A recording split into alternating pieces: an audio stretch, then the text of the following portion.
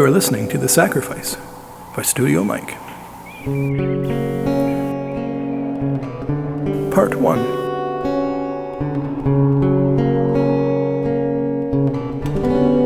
A roll of the dice.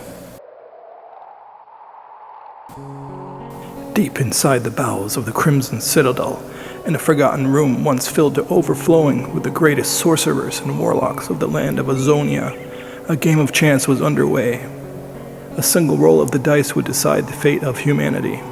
The old room was lit with candles that cast creepy shadows and cobwebs and dust. The air was musty and rank.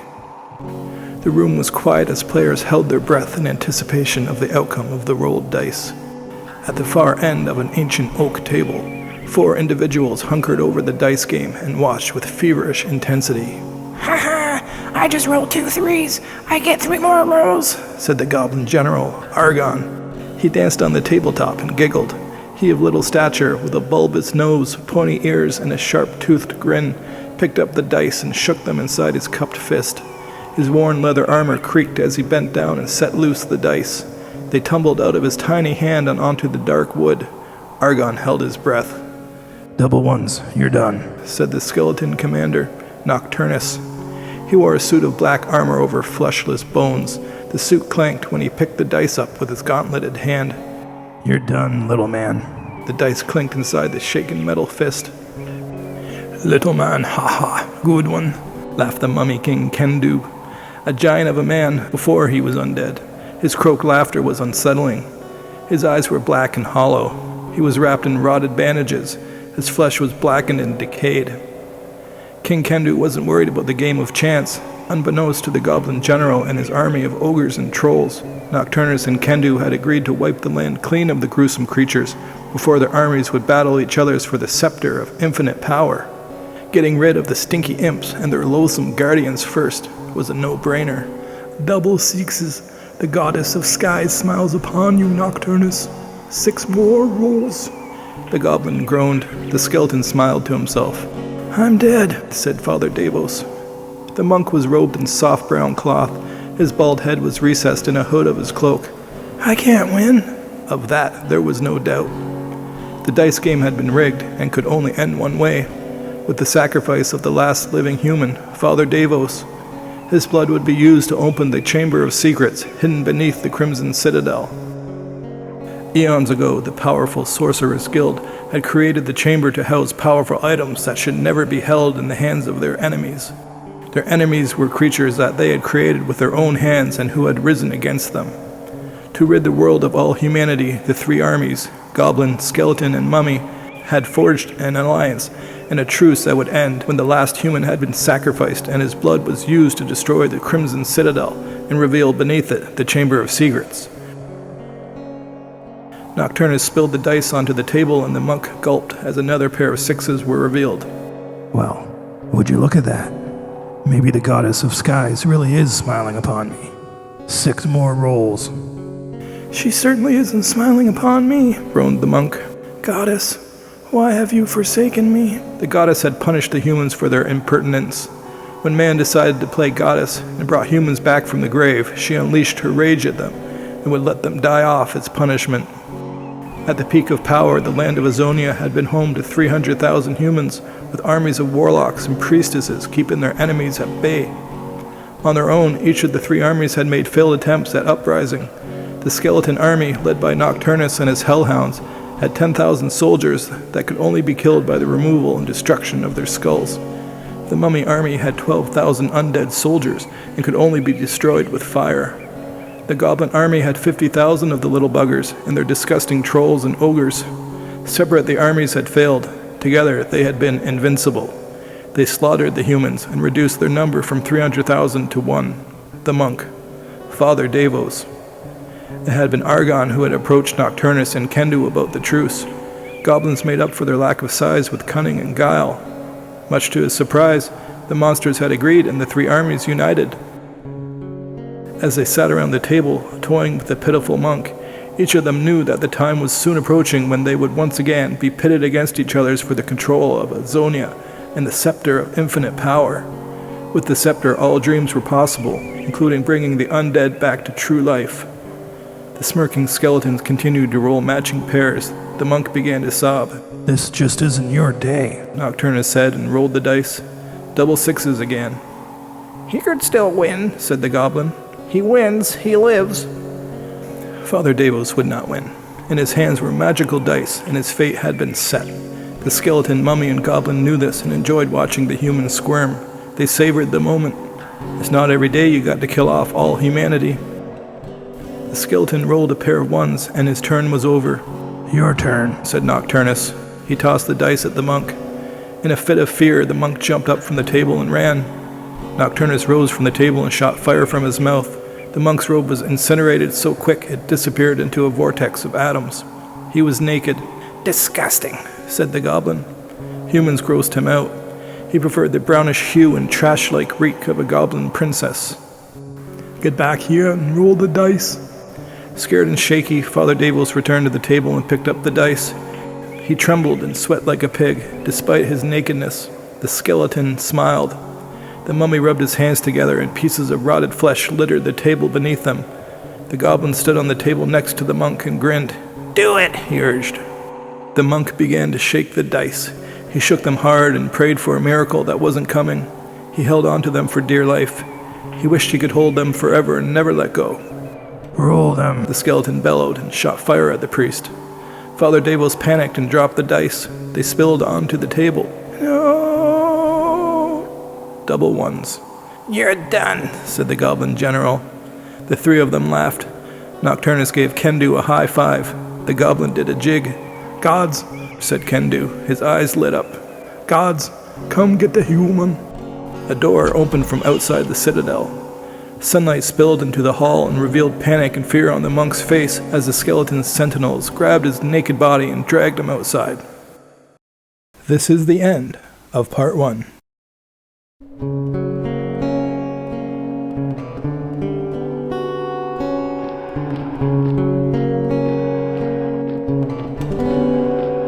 You are listening to The Sacrifice by Studio Mike. Part 2. Choose your warrior.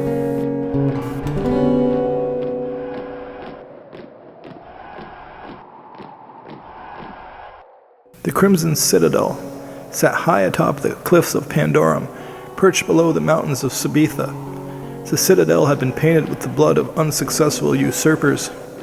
The cliffs of Pandora overlooked the plains of Azeroth, and from where they stood, the goblin general, skeleton commander, and the mummified king could see their assembled armies as they waited for word of the sacrifice. Kendu took the monk from the skeleton sentinels and held him upside down. He swung him over the edge of the cliff. This is the last human, he bellowed to the swarm of soldiers far down below. A roar rose up from the crowd that echoed in the mountains. The monk squirmed in Kendu's grip, as he preferred to die from falling from that height rather than how he was destined to die. The king dangled the monk over the precipice.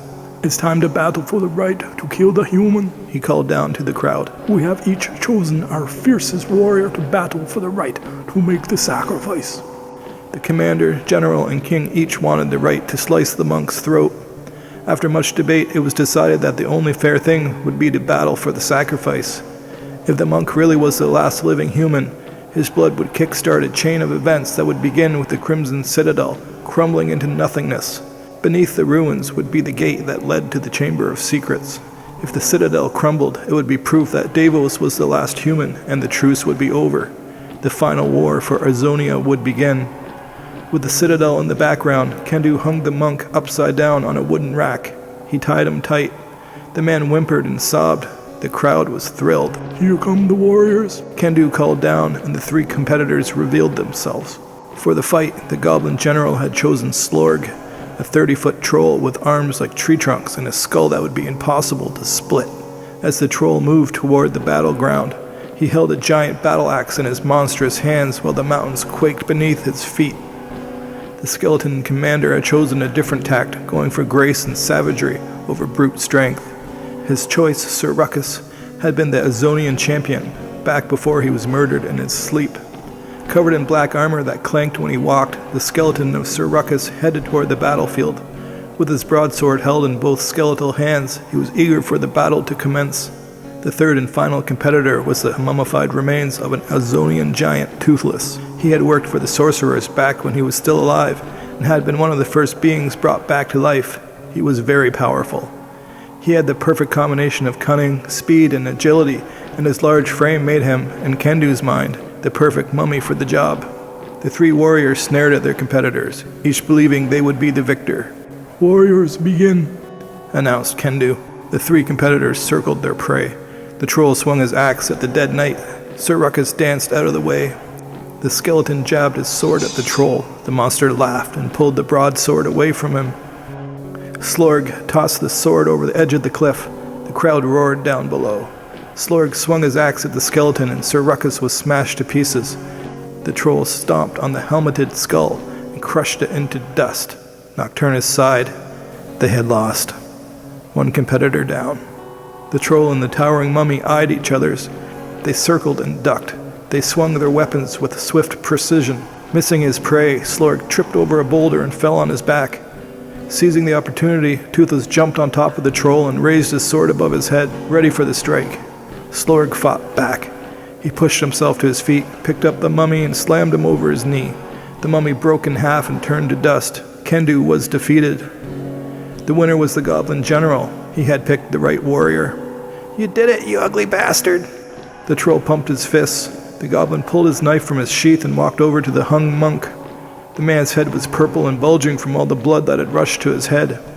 Any last words, human? He placed his knife on the man's neck. Argon could see the blood pulsing in his veins. He wanted to see the blood flow. If this is a dream, please wake me now, goddess. Father Davos begged for his life, and he waited. Argon slid his knife across the monk's neck, and the head was nearly severed from the body. The man gurgled one last time before dying. Blood poured from his body and into a hole in the ground. All eyes were on the Crimson Citadel. This is the end of Part 2.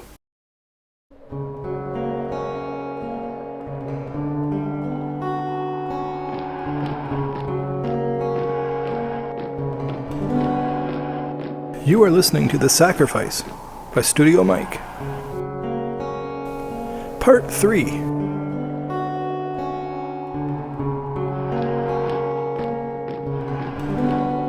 Battle for Azonia.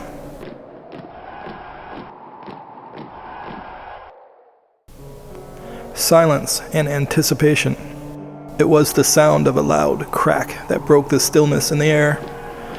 Everyone stared as the citadel began to shake and large boulders fell from the sky. The goblin ducked under his troll. Slorg swatted the boulders away as the citadel began to crumble before their very eyes. It was proof that humanity was indeed done. It's happening, Argon yelled up at Slorg. What Argon had expected was that the citadel would collapse into a heap of rocks and dirt. What he saw instead was the building lean to the left until it broke the moorings and fell to the ground. As the building hit the ground, it disappeared.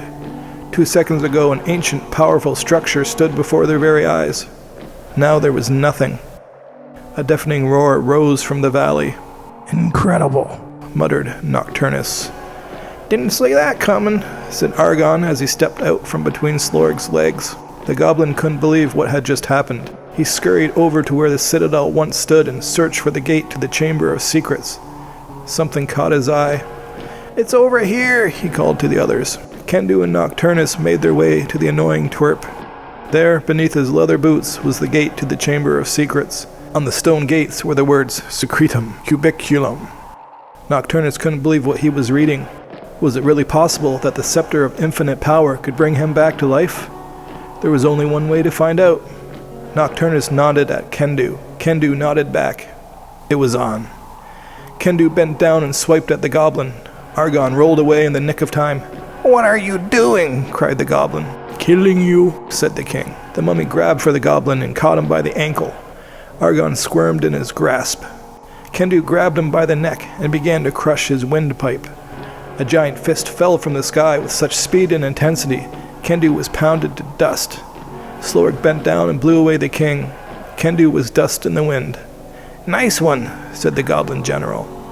Nocturnus stood and stared. Slorg leaned down, picked up the skeleton, plucked his head from his body and tossed the skeleton over the cliff.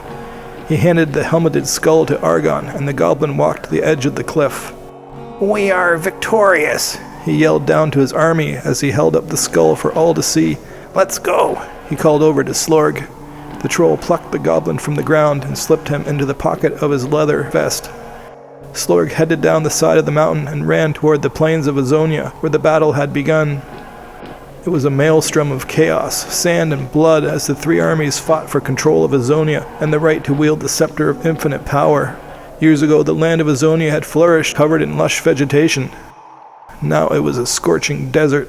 The goblins outnumbered the skeleton and mummy armies 2-1. The troll and ogres led the charge, pounding skeletons and mummies into dust and sand. Crushing their enemies, the goblin army took control of the battle, and there was little that could be done to stop them. From the far end of the skeleton army came a chorus of howling. The army parted and 100 black hellhounds emerged. With blood-red eyes and rotten breath, the hellhounds were hideous. They stood in formation and waited for the command to attack. They waited for word from their master, the Dark Empress. The Dark Empress had once been the fiercest priestess in all of Azonia. She had been instrumental in the construction of the Crimson Citadel and had been feared throughout the land. Experiments with black magic had turned her on to evil, and she had manipulated her way into control of the Citadel. Until the curse. A war had begun over control of the Citadel and the Sorcerer's Guild. Her enemies cast a spell on her followers and banished their souls to the underworld. They were cursed to walk the earth as skeletons. In the underworld, their souls would be tortured by the ruling demon, the Doom Lord. The Dark Empress made her way to the front of the crowd. She wore black armor and a golden crown with a large blue gemstone encrusted in it. Astride the enormous skeleton of a mastodon, she held a wooden staff with an incredible blue gem that glowed with brilliance, the Poison Stone. Whomever held the staff controlled the hellhounds and the victims of their bites. The bite from a hellhound was poisonous, and once bitten, the victim became a soldier for the Dark Empress. Attack! She screamed, and the hellhounds unleashed a lethal assault. The beast ignored the mummy army and went straight for the goblins. The ones that weren't devoured were poisoned and put under a spell. With the Dark Empress at the helm, the skeleton army fought their way back into control. As the goblins continued to fall, the trolls and ogres smashed and destroyed anyone who stood in their way. Slorg and his twin brothers, Gruel and Slum, towered over everybody. A goblin battalion fought beneath them and they held their ground. The battle was brutal. The hellhounds made their way to the trolls. It took a dozen of them to take down Slum, and he tumbled to the earth, crushing foe and friend alike. It took more than one bite, but the hounds injected enough of their venom, and the Dark Empress had complete control of the troll. She got him to his feet and forced him to fight his brothers. They punched each other, kicked and stabbed, fought for their lives. Argon, who sat in Slorg's pocket, directed the troll to find the Empress. We need to get that staff, He told the troll. Ogres, follow us, He called down. It would take their pure, raw power to overtake the hellhounds that guarded the Dark Empress. The ogres smashed their way to the Empress and charged the mastodon. They hit the creature so hard it crumbled, and the Empress fell onto the ground and dropped the staff. Slorg bent down and picked up the staff. In his giant hands it looked like a toothpick. The troll raised the staff above his head. No! Screamed the Dark Empress. Stop! Don't! Warned Argon. With a momentous swing, Slorg smashed the staff against the ground, and the headpiece, the Poison Stone, burst into blue crystal shards. For a brief moment, Azonia stood frozen in time. Nothing moved. Nobody breathed. There was a bright flash and a thunderous clap, and the world came back to life. Beneath the feet of Slorg, a black hole began to appear in the sand. Move it, dummy! Cried Argon. The black, circular hole grew large, and anyone near the opening was sucked down into it. Skeletons and mummies fell in and disappeared, their screams muted. The black hole continued to swirl and grow in size as it swallowed up the land. A flash of fire shot out of the hole, and an ear-splitting roar rose from within. A giant claw came from inside the black hole, followed by another. The claws were the size of at least 2 trolls. They were gigantic. Another roar erupted from the underworld. The hideous horned skull of the Doom Lord slit up through the black hole, and he roared again as his shoulders crested the land. His big red eyes took in the scene. Impossible! uttered the Dark Empress as she stared at the great demon lord. For a moment, all the armies stood still. The Doom Lord scooped up soldiers by the dozen and stuffed them into his mouth and chewed them to bits. He spat fire and bones. He pushed himself further out of the tunnel to the underground. He was up to his waist. The trolls ran. The demon squished ogres beneath his giant claws and blood soaked the sand. The armies forgot about the battle and ran. Diabolus Domum, Chanted the Dark Empress. Double go home. Diabolus Domum. The Doom Lord reached for the priestess. She was too far away. She continued to chant, and he began to sink into the black hole. "It's working!" cheered Argon. "Diabolus Domum," chanted the goblins, skeletons, and mummies that unified their efforts to banish the Doom Lord back to the underworld. It would take the power of all their armies to defeat the beast. The demons screamed and fought the pull. The chanting grew louder. The blue gem in her crown began to glow, and the Dark Empress continued to curse the demon. The gem grew so bright, the trolls had to cover their eyes, lest they be blinded. The Doom Lord roared and cursed and sank into the hole, but not before eating ogres, skeletons, and trolls by the handful. The three armies united their efforts and fought the great demon. If the Doom Lord escaped the underworld, he would release his legion of demons onto the land and bring hell upon Azonia. The Doom Lord sunk further. All that was left was a single claw. The hole began to close. As it did, the Doom Lord grabbed the Empress and dragged her down into the underworld with him. Her screaming could be heard until the black hole sealed itself. The sand was charred black in a circular pattern where the hole used to be. The skeletons fell to the earth and collapsed into a heap of dusty old bones. They were done. The hellhounds were gone too. The mummy army turned to sand and sank into the land. From his vantage point, in the pocket of a huge troll, Argon smiled. This is the end of Part 3.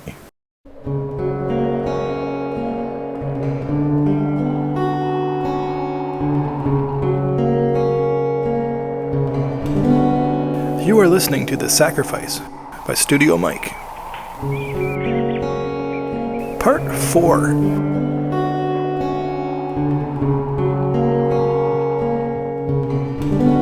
The Scepter of Infinite Power.